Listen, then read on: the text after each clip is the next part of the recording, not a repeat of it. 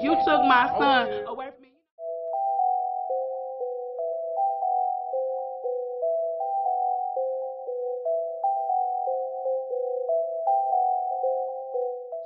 We want to do a moment of silence to make you understand why it's important to be here and that we won't forget.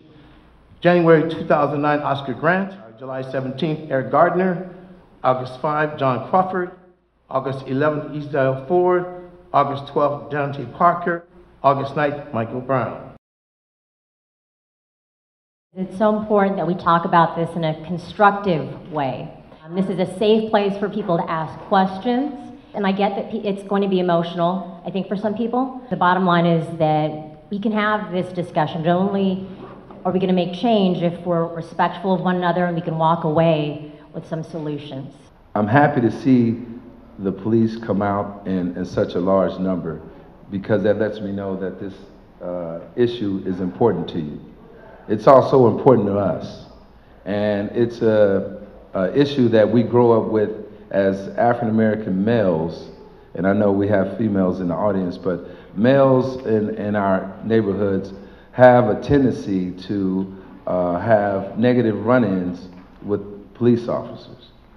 The whole key thing is we need to bridge that gap and bring back respect between police and community. We need to bring back the fact that we look at our law enforcement as people and agents of change, and we also look at ourselves as people and agents of change to make sure we don't have a Ferguson here in Sacramento, to make sure that we don't have an incident like Mike Brown, to make sure we don't have an incident like Rodney King. We need to work together. Our first incident with my cousin Cal, the police walked up to his car and shot in his car in front of my elementary school. And I was in kindergarten. That was my first situation with the police. It's my first impression of police officers in Sacramento. 4 police officers rushed into my home, including him, and they asked me, where's your iPhone? Where's the iPhone at? And prior to that event, I had bought an iPhone for $28. And with that, I didn't know it was stolen. It actually was stolen property. The police officers, knowing that I'm 12 years old, and they rushed into my house without a warrant, and they handcuffed me and my brother and threw us on the couch. This is when I was 12. And this is the reason why I don't trust you guys. We don't know how that phone was stolen. We don't know if someone was robbed at gunpoint. We don't know, right? And it's unfortunate that no one ever took the time to explain that to you, because we don't know the situation. We don't know if they did have a warrant. We don't know, because that's also what we have to consider. We don't have all the answers, and if you have any insight that could help benefit our department, I'm very willing to listen.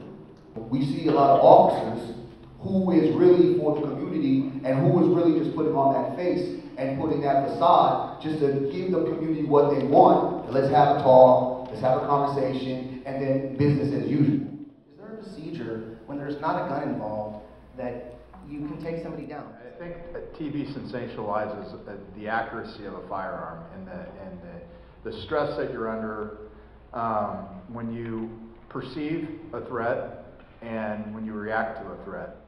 If you could address the questions of training for non-lethal force and also accountability among officers. Thank you. All the agencies represented here have an internal affairs process.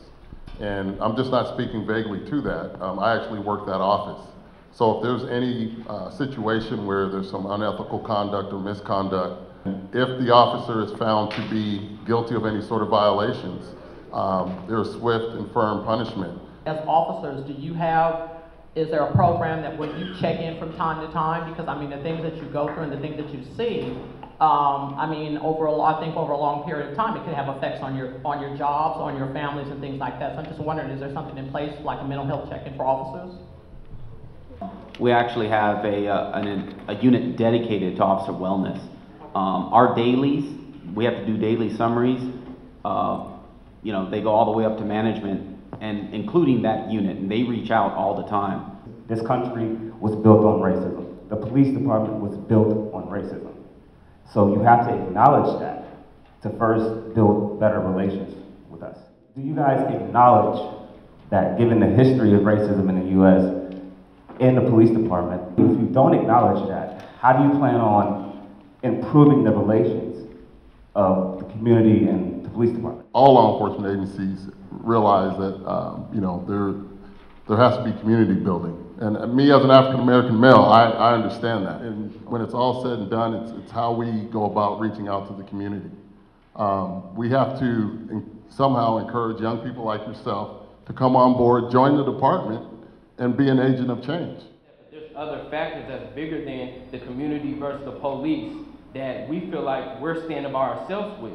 We need to know that we're going to be on the same side and say that, no, they're wrong, we're not going to fight these people, we're not going to handcuff them, we ain't going to throw them in jail. The one who should be going against police brutality the most should be police officers.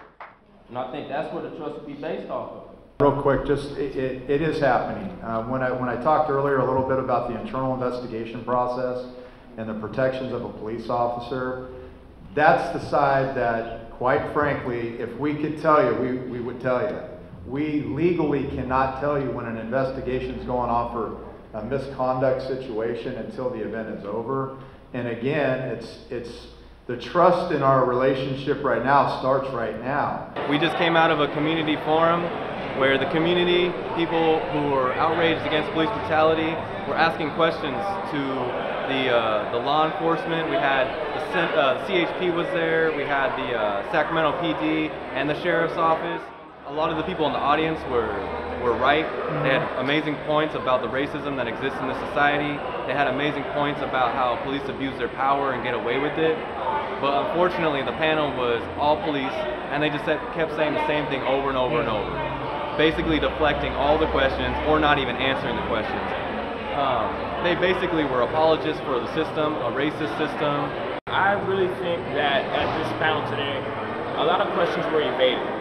I just think there's a misperception about police brutality, what is police brutality, and good police work. A lot of times in the communities, they think police brutality is, if you're not going with the program, they have to take you to the ground, things like that. In general, police using enough force to take somebody into custody.